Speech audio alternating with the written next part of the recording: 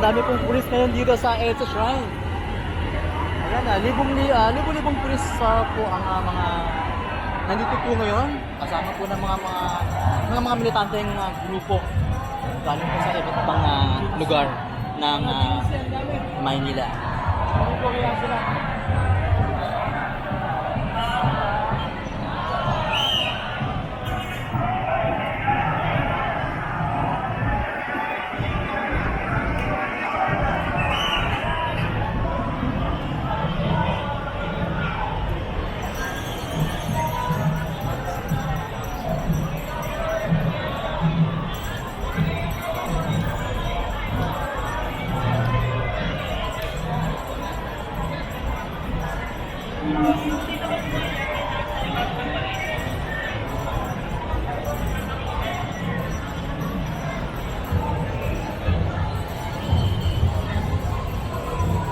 Kabayan, sobrang dami po ng tao ngayon dito sa EDSA Ortigas.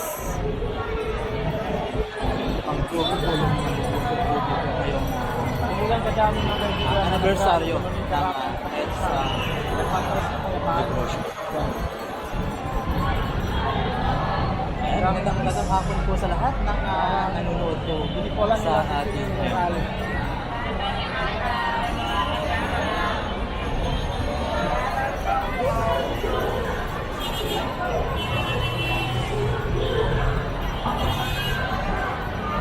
ito naman dumadang train.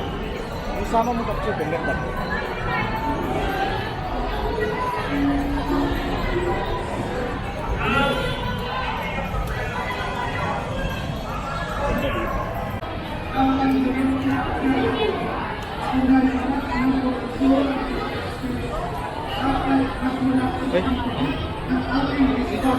Ah? Ano tayo? Ay, sige, salamat.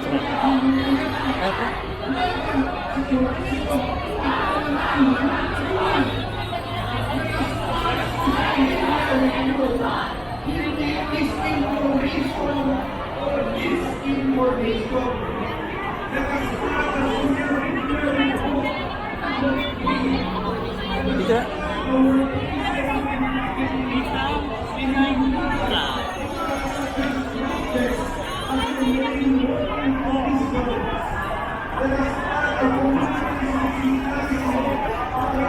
Stop yan natin, stop.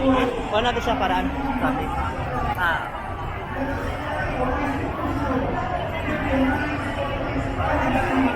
Action na. At natin mo.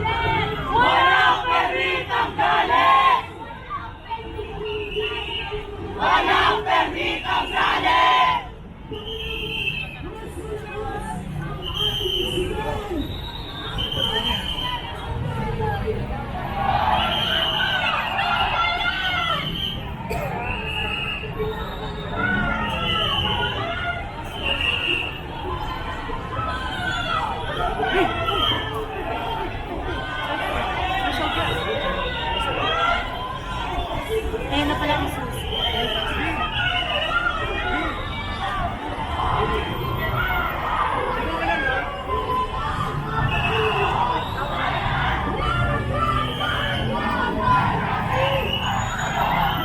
Artista ng bayan! Ngayon ay lumalaban! Ngayon ay lumalaban! Artista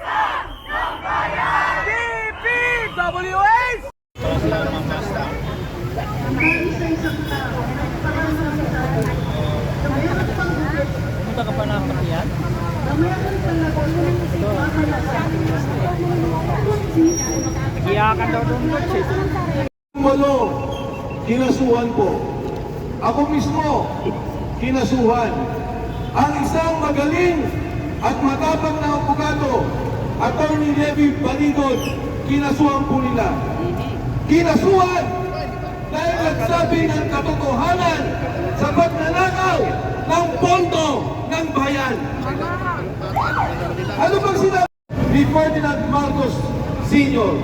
At ngayon, sa ating kasaysayan, pag namatay ang Pangulong Duterte sa dahig Netherlands, siya lang ang tanging Pangulo na kinidnap ng sarili niyang gobyerno. Takot sa kanya dahil sa politika, kinipit ang isang Pilipino, ang isang leader na minamahal ng sambayan ng Pilipinas. Yan po, walang iba, kundi ang Pangulong Rodrigo Duterte. Kaisipan ang namatay na matatanda ng sambayanan. Ang pagkamatay ni Jose Rizal dito sa Luneta. Ang pagkamatay ni Ninoy Aquino sa tamak ng NAIA na pinaslang ng mga sundalo pinakasama ang nangyayari sa ating bansa sa ngayon. Sa takot siguro nila kay Maulong Duterte, nag-usap-usap, mas mabuti ilabas yan ang bansa kaysa kasuhan sa Pilipinas. Pero hindi nila naintindihan sa ginawa nila, naging martir si Pangulong Rudy Duterte. Laban! Duterte! Duterte! Duterte! Duterte! Duterte! Tatlo lang po ang talangay na hotel. Susundin ang mga gusto nilang testigo. Susundin yung gusto nilang magsalita laban kay Pangulong Duterte. Gamit ang pondo ni Saldico. Gamit ang hotel ni Saldico. Gamit ang mga unit ni Saldico.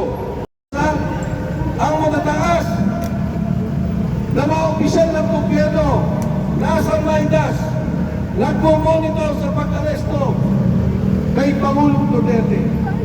Ano ang sabi ng 18 sundalo? Magmula pa ng airport, ibibigay ng tao ni Senador Trillanes ang susi sa mga hotel nila. Sa mga investigador, dadalhin nila sa mga hotel, ibibigay ang susi. Susundin nila gamit ang kotse ni Saldico. Parte ng bayan, sampan sa batas ng Pilipinas. Mga kasama, noong lumabas si Sergeant Gutesa, sinabi niya na sa amin ang ICC. Sabi namin sa kanya, Sergeant Gutesa, siguro hindi panahon na banggitin mo ang ICC. O walang independensa ang korte, doon lamang dadalhin sa ICC.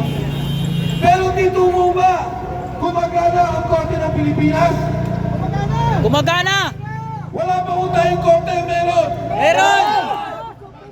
Kaya po ang Korte Suprema dapat magsalita dahil ang pagkakaresto ni Duterte ay sampal